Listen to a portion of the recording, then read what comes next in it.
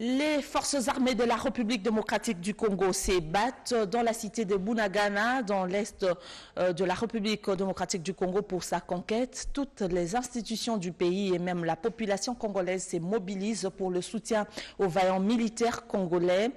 C'est ce que vous allez suivre tout à l'heure dans ce journal. Le 16 juin, c'est la journée africaine de l'enfant. Des structures s'élèvent pour condamner l'agression de la RDC à travers cette célébration. C'est le sommaire de ces 19h qui sera au Lualaba, au Kwilu et même dans la province du Haut-Katanga. Bienvenue à tous si vous nous rejoignez. De vifs affrontements entre les forces armées loyalistes et le rebelle M23 qui se battent pour la conquête de Bunagana, cité frontalière avec l'Ouganda. Pendant ces temps, le chef de corps se sont réunis à Kinshasa pour une réunion de Conseil supérieur de la défense. En voici un extrait.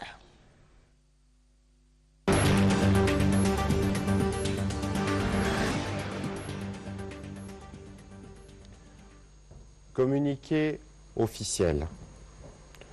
Le président de la République, chef de l'État et commandant suprême de forces armées de la République démocratique du Congo et de la police nationale congolaise, Son Excellence M. Félix Antoine Tshisekedi Tshilombo, a présidé ce mercredi 15 juin 2022 à la Cité de l'Union africaine à Kinshasa une réunion extraordinaire du Conseil supérieur de la défense élargie aux présidents de 2 chambres du Parlement et aux responsables des services de sécurité. La situation sécuritaire à l'est de notre pays, particulièrement dans les territoires de Rutshuru, marqués par l'occupation et les pillages de la cité de Bunagana par le Rwanda, sous couvert des terroristes du M23, était au centre de cette réunion. Cet acte constitue une énième agression et une violation délibérée de l'intégrité territoriale de la République démocratique du Congo. Cette attitude belliqueuse du Rwanda procède d'une stratégie annoncée et programmée de troubler une nouvelle fois la paix et perturber la quiétude de nos paisibles et innocentes populations. La République démocratique du Congo est déterminée à défendre chaque centimètre carré de son territoire. Tirant les conséquences de cette situation et consécutivement à la réunion du 27 mai 2022, le Conseil supérieur de la défense a pris des mesures suivantes. 1. L'exigence faite au Rwanda de procéder au retrait immédiat de ses troupes sous couvert du groupe terroriste M23 du sol congolais. 2. La demande formulée au gouvernement de la République démocratique du Congo de suspendre tous les protocoles d'accord, accords et conventions conclus avec le Rwanda. Par ailleurs, le Conseil supérieur de la défense salue les efforts de paix et de médiation engagés par le président Joao Lourenço de la République d'Angola dans le cadre de la conférence internationale sur la région de Grand Lac CIRGL et le président Uhuru Kenyatta de la République du Kenya dans le cadre de la communauté de l'Afrique de l'Est. Le Conseil supérieur de la défense a également salué la forte mobilisation patriotique de la population congolaise pour le soutien indéfectible à nos forces de défense et de sécurité. Il a en outre chargé les vice-premiers ministres, ministres de l'Intérieur, Sécurité, Décentralisation et Affaires coutumières et le commissaire général de la police nationale congolaise à prendre toutes les dispositions requises pour éviter la stigmatisation, la chasse à l'homme et tout autre acte de nature à troubler l'ordre public, l'unité et la cohésion nationale durant cette période. Le Conseil supérieur de la défense a réaffirmé la volonté de la République démocratique du Congo de poursuivre le processus de paix de Nairobi en cours pour la pacification de l'Est du pays et de toute la sous-région.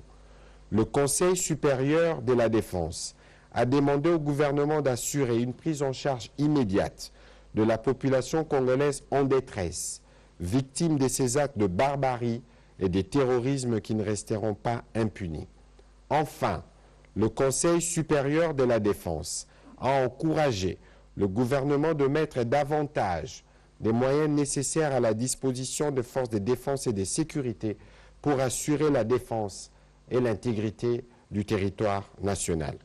Fait à Kinshasa le 15 juin 2022. Je vous remercie. Et en rapport avec la justice, les ministres de la justice des États membres de la CIRGEL se réunissent à Kinshasa pour la deuxième conférence qui les concerne et ainsi pour évaluer la situation sécuritaire dans la sous-région, comme ils ont cette mission de ramener la paix. Le Premier ministre Jean-Michel Samaloukonde qui a présidé cette réunion au nom du chef de l'État Félix Antoine Tshisekedi. Pati Tondouangou, Marcel Moubenga, bienvenue Loussala pour le reportage.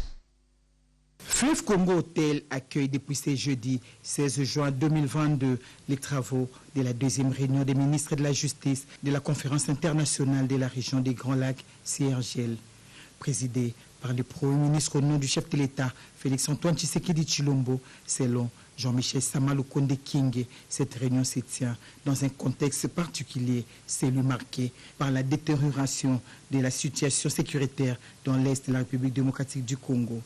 Aussi a-t-il expliqué à l'assistance que l'objectif de la création de la CIRGEL est loin d'être atteint au regard des conflits armés persistants dans cette région des Grands Lacs.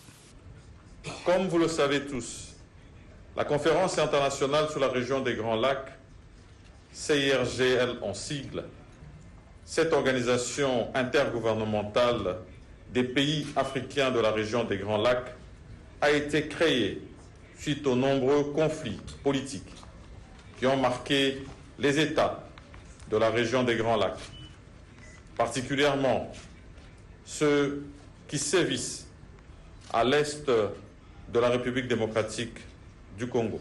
Loin du découragement, les chefs du gouvernement ont plutôt appelé les uns et les autres à poursuivre les efforts pour gagner les paris des objectifs de la CIRGEL. On ne le dira jamais assez. La persistance de l'impunité favorise à coup sûr un climat d'insécurité dans la région des Grands Lacs.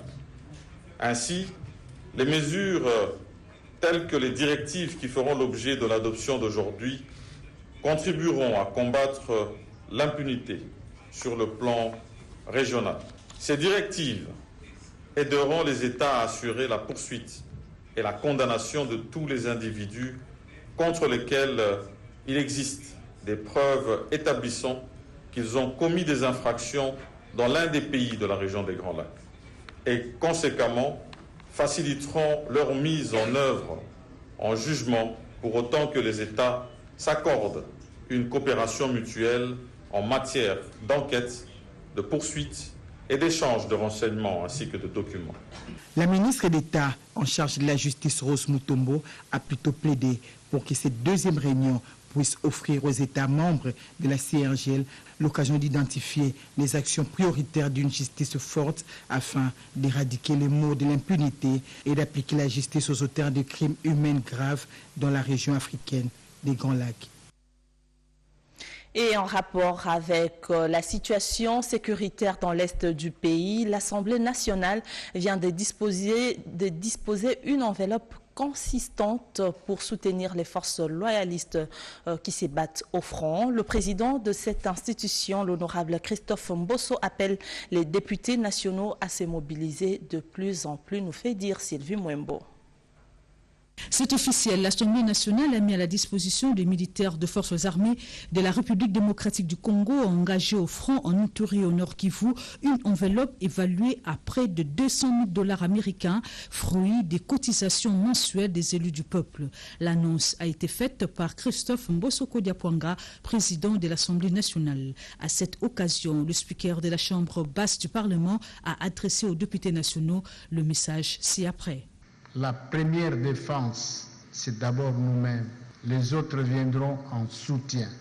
Pour ce faire, et comme promis, l'Assemblée nationale mettra à la disposition de nos soldats affectés au front dans la province de l'Ituri et du Nord Kivu 200 000 $.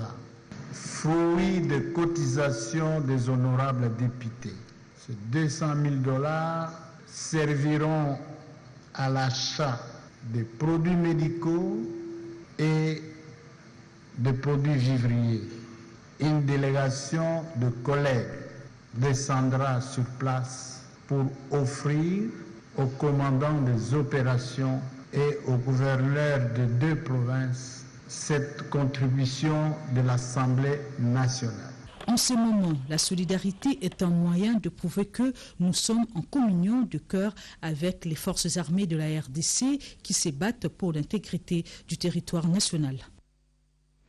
Les forces armées de la République ne sont pas seulement au front, ils produisent pour participer à l'alimentation de la population dans le cadre de l'industrie militaire. Elles ont récolté des tonnes de maïs produits à la ferme militaire des Mabana située au plateau de Bateke. Nous sommes à Kinshasa, la capitale, en présence de la vice-ministre de la Défense, Séraphine Kiloubu-Kitouna. Témoin de l'événement, Jojo Ndibou. L'armée en temps de paix est appelée également à produire. Il y a un temps pour tout. Après les étapes de labour, sémailles et moisson, nous voici en pleine opération de mise en sac des farines de maïs issues de la ferme militaire des Mabana pour le compte de la dernière saison. Ce mardi 14 juin 2022, la vice-ministre de la Défense nationale et ancien combattant, Madame Séraphine Kiloubu-Kitouna, s'est rendue sur place pour visiter les niveaux d'exécution des travaux et s'assurer du bon déroulement des activités y afférentes. C'est un travail bien fait et nous avons des résultats. Les résultats sont là, les résultats palpables. Là, nous avons des sacs de maïs de 25 kilos. Et nous voulons continuer. Si les moyens sont vraiment mis à notre disposition, je pense que nous ferons encore mieux. Nous allons continuer avec l'agriculture, parce que nous sommes en train de faire l'agro-pastoral. Nous allons maintenant mettre sur pied l'élevage et nous allons faire aussi la pisciculture. Parce qu'ici, nous avons au total 8000 hectares concessions militaires. Par la même occasion, le numéro 2 de la Défense nationale a visité les champs de manioc et d'autres étendues déjà labourées dans lesquelles les travaux vont bientôt démarrer pour la saison prochaine. Le test de fin d'études primaires et secondaires, même dans la formation professionnelle, c'est prévu pour l'ensemble de la République démocratique du Congo dans quelques semaines. Le responsable et promoteur des centres de formation professionnelle ont été informés quant à ce, ainsi que l'importance de la participation des apprenants. C'était au cours d'une réunion présidée par la ministre de la formation professionnelle, Antoinette Kipoulou. Il était question pour la patronne de la formation professionnelle et métiers de conscientiser les promoteurs et autres responsables des centres de formation de la ville de Kinshasa sur l'importance de faire participer leurs apprenants à l'examen national de fin d'études professionnelles. Les modalités de participation ont été ainsi dévoilées afin de susciter une forte participation à ces épreuves qui pointent à l'horizon conformément au calendrier des formations. 2 étapes essentielles doivent être franchies par les apprenants, notamment les épreuves hors session et celles de la session ordinaire, afin de prétendre obtenir leur parchemin. D'ailleurs que chez nous, nous avons 3 niveaux de lieux de formation. Nous avons les centres de formation professionnelle, nous avons les centres d'apprentissage professionnel et nous avons les ateliers d'apprentissage.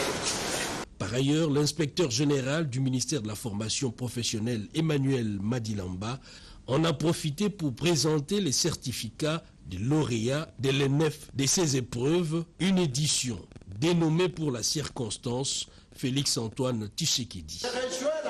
La jeune femme.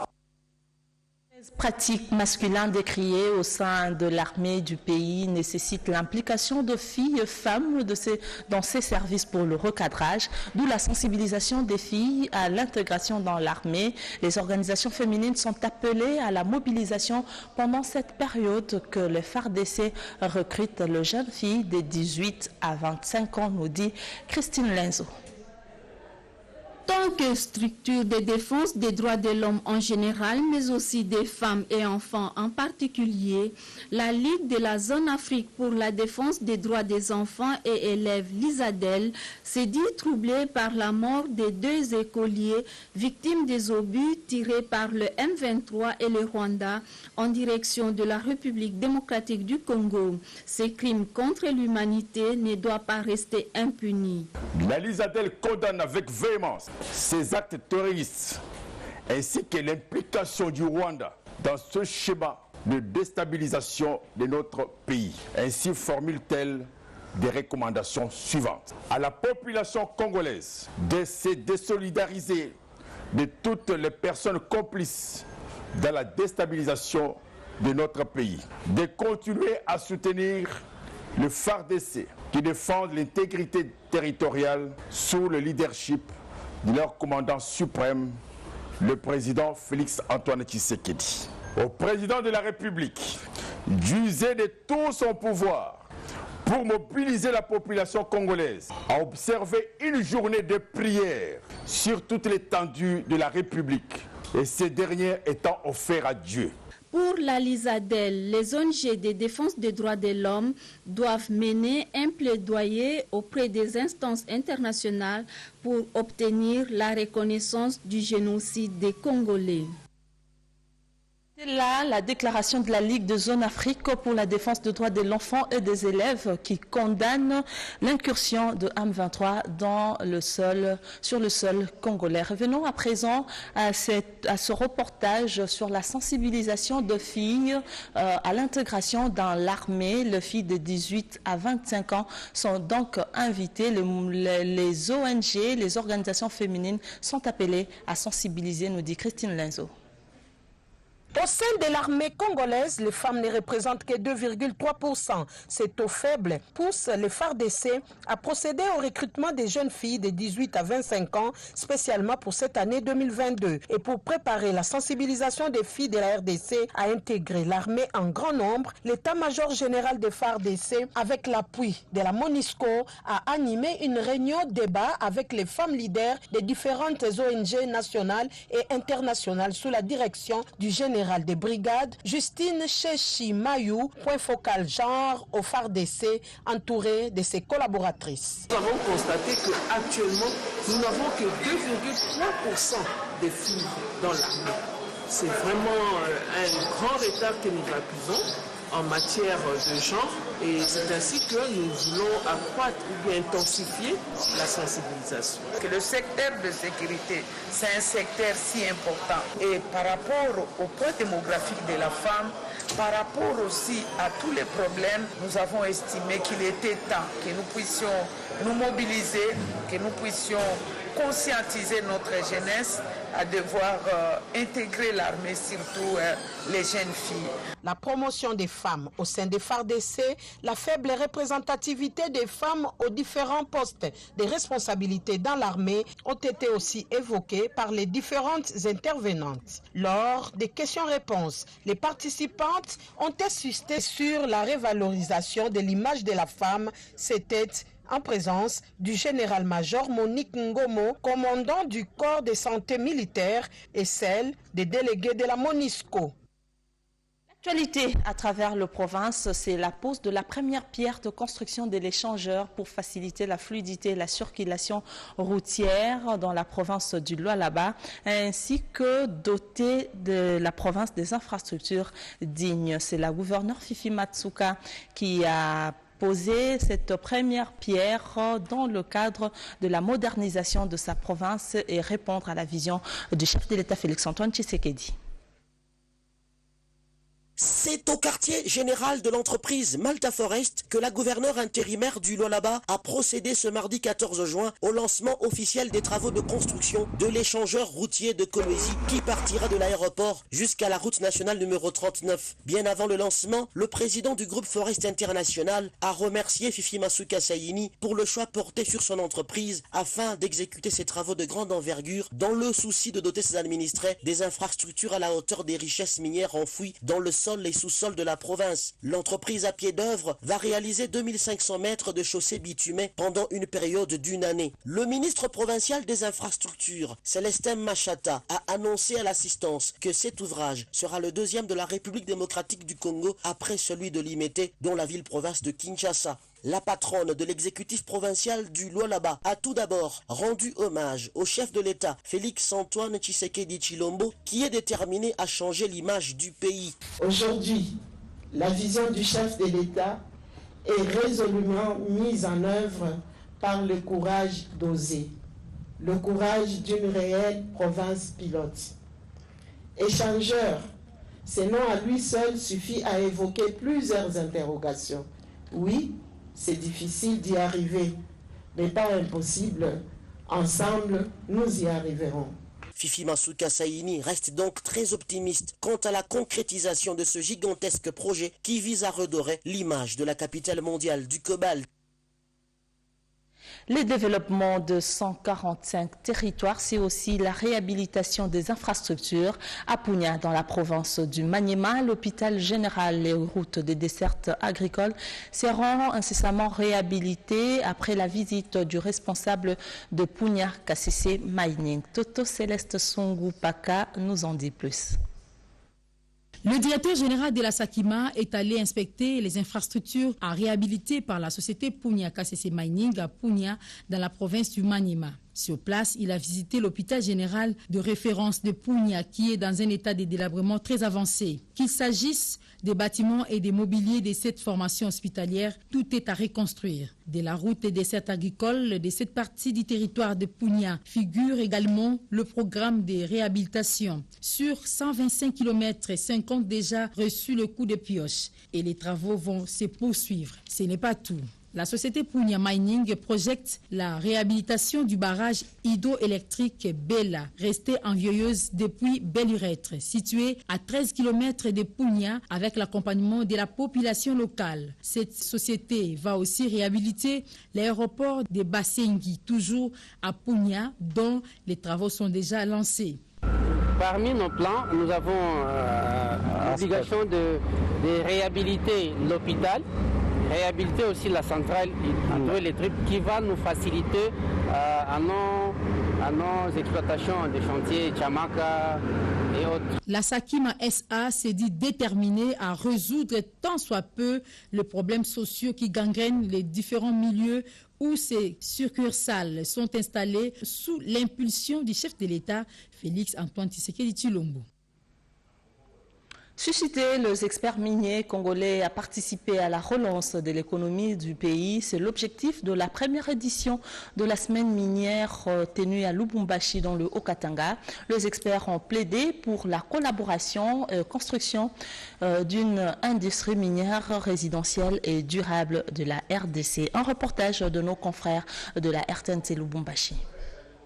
La ville qui préfère de Lubumbashi au Haut-Katanga a vibré dernièrement au rythme de la 17e édition de la DRC Mining Week, et ce, après un long moment de répit suite à la pandémie du coronavirus. Placé sous le thème « Collaborer pour construire une industrie minière résiliente et durable de la République démocratique du Congo ». Cette semaine minière, qui a connu la participation de la ministre nationale de Mines, des décideurs, opérateurs économiques ainsi que d'autres experts miniers, aussi bien nationaux qu'expatriés, venus de plusieurs entreprises de différents secteurs, ont pu exposer leurs multiples produits à l'hôtel Pullman Caravia, parmi lesquels la multinationale Barrick Gold, à travers sa filiale Kibali Gold Mine. Belle opportunité pour le directeur pays de Barrick Gold de présenter le parcours de cette firme et ses différentes réalisations, dont la construction de la plus grande mine souterraine automatisée des classes mondiales, la mise en place des projets agro-industriels intégrés et ambitieux pour le bien-être de la communauté locale, sans oublier le contrôle géologique de la minéralisation de ces gisements. C'est un sentiment de plaisir que cet événement rentre, puisque nous avons eu à discuter des thèmes très importants et nous pensons que ces thèmes vont justement servir d'orientation, de conseil aux décideurs et pour l'amélioration justement de la productivité de notre secteur. Nous souhaitons que l'industrie minière, surtout en RDC, continue à évoluer. C'est une industrie qui est catalyseur de notre économie. Elle constitue une grande partie des recettes qui entrent dans ce pays, donc nous serions heureux de voir ce secteur fleurir. Il convient de rappeler que la DRC Mining Week est une rencontre annuelle qui réunit les acteurs de ce secteur.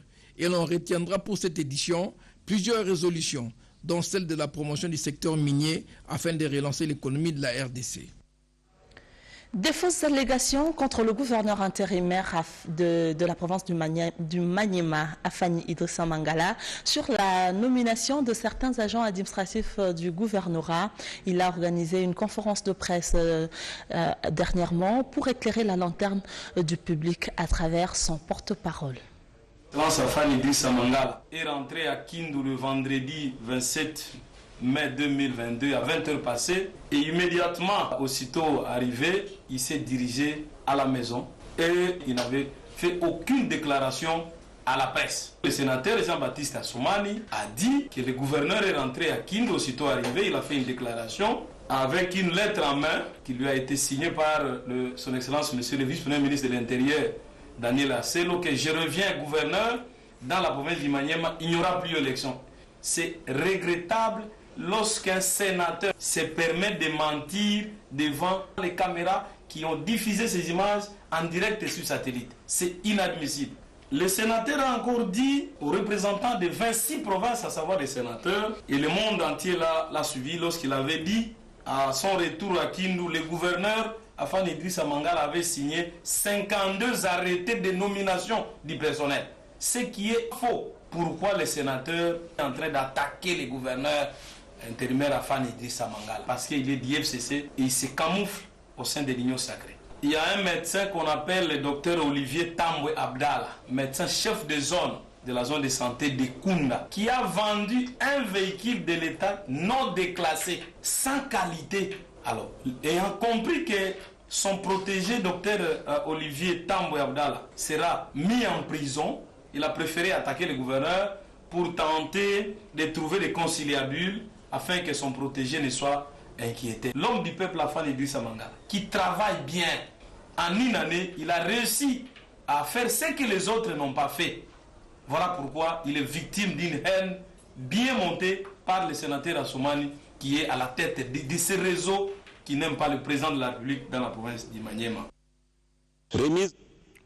4 bâtiments construits et réhabilités pour l'usage administratif et résidentiel de la province du Bazouélé. C'est la gouverneure de cette province, Ruth Badoulimbangosa, qui l'a inauguré hier. Mise ce mercredi 15 juin 2022 à Bouta de 4 bâtiments construits et réhabilités par le gouvernement provincial du Bazouélé sur fonds du crédit d'investissement de la République mis à la disposition de la province. Le gouverneur d'intérim de la province, Ruth Badoulimbangosa, qui préside la cérémonie, remercie le président de la République, chef de l'État, Félix Antoine Tshisekedi Tshilombo, pour sa détermination d'impulser le développement à la base et avoir permis pour la toute première fois depuis le démembrement l'activation de ces fonds qui a permis au gouvernement provincial de réaliser ces travaux. Elle a en outre remercié les entreprises locales qui ont d'une manière professionnelle produit un travail de qualité et a demandé aux utilisateurs de ces ouvrages de les garder à bon père de famille. Ma reconnaissance au président de la République pour avoir permis pour la toute première fois l'activation de l'envoi des crédits d'investissement à notre province, notamment ce qui nous a permis de lancer de façon progressive les travaux de réhabilitation et construction de quelques infrastructures publiques de notre province. Contacté, les représentants des ingénieurs qui ont supervisé les différents chantiers a, au nom de ses pairs, remercié l'autorité provinciale pour la confiance qu'elle a placée à l'expertise des techniciens locaux de la province et qui ont produit de quoi ils sont capables en produisant un travail impeccable. Nous sommes aussi heureux par rapport à la confiance que la province nous a donnée en étant une entreprise localement choisie pour cette confiance que la province nous a donnée, en particulier la madame, le gouverneur de la province a eu de notre province. Nous sommes si fiers par rapport à l'achèvement aujourd'hui où nous présentons ce gros bâtiment qui loge 9 compartiments dedans et une salle polyvalente qui est à l'extérieur là. Comme vous le voyez, il y a aussi une terrasse pour le repos. Signalons que parmi les maisons construites, on note un bâtiment qui abritera 3 ministères provinciaux, un autre abritera le ministère provincial de l'Intérieur, 6 maisons résidentielles dont celle du gouverneur et son vice et 2 pavillons de l'hôpital général de Likati dans le territoire d'Aketi. Le FESNAG, c'est le Festival national de Gungu qui va démarrer le 21 au 24 juillet prochain à Gungu dans la province du Kwilu. L'annonce a été faite par Célestin Faso, coordonnateur de ce festival et gouverneur de province. Rodépanda nous en parle. Le Festival national de Gungu, FESNAG, tiendra sa 22e édition à Gungu, fief de ses racines, dans la province du Kwilu, du 21 au 24 juillet 2022. La particularité de cette 22e édition, dont l'organisation est placée sous le haut patronage du pouvoir régalien du chef de l'État Félix Antoine Tshisekedi Tshilombo, est consacrée à la promotion et la renaissance des us et coutumes dans la tenue vestimentaire traditionnelle en raffia avec les miss et l'usage des articles, ustensiles de cuisine, assiettes et calebasses traditionnelles. Le quitus du gouvernement de la République pour l'organisation de cette grande messe socio-culturelle du FESNAG a été annoncé ce lundi 13 juin 2022 au numéro 1 de la province du Kwilu, le gouverneur Willy Itundala, par le coordonnateur Célestin Faso-Moshigo lors de son passage au siège du FESNAG situé dans l'enceinte du Musée national du Congo sur le boulevard Triomphal. L'autorité provinciale ne pouvait qu'encourager la tenue de ces festivités traditionnelles et s'est dit fière de la promotion de la culture traditionnelle de ses ancêtres après avoir placé quelques mots dans les livres d'or. J'ai vu nos grands-parents habillés en raffia et transportant des eaux dans des calebasses.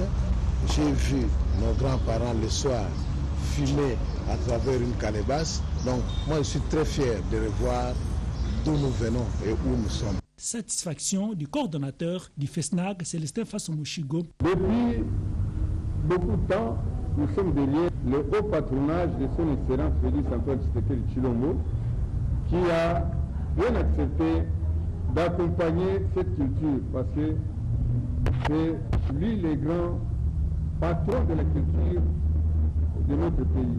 Nous avons reçu la bénédiction du ministère qui nous a toujours accompagnés. Nous voulons rappeler la renaissance des produits culturels en voie de disparition, notamment la calebasse, le raffia, la forge. Le Festival national de Gungu, de retour à Gungu, le rendez-vous est donc pris pour 21, 22, 23 et 24 juillet prochains. Ainsi prend fin ce journal des 19h que nous dédions à Pauline Kabobou, l'interprète de Malentendant. Avec elle, nous avons eu le plaisir de vous présenter ce journal qui a connu le concours rédactionnel de Keren Kankolongo. Au nom de Jonathan Moubalama, Rodépanda, Cédric et Nina qui ont assuré la partie technique de ce journal, nous vous disons merci. Mais ne quittez pas, retrouvez à 20h Sandra Nyangui pour la suite de l'actualité. Et moi, je vous retrouve demain avec le même plaisir. Au revoir.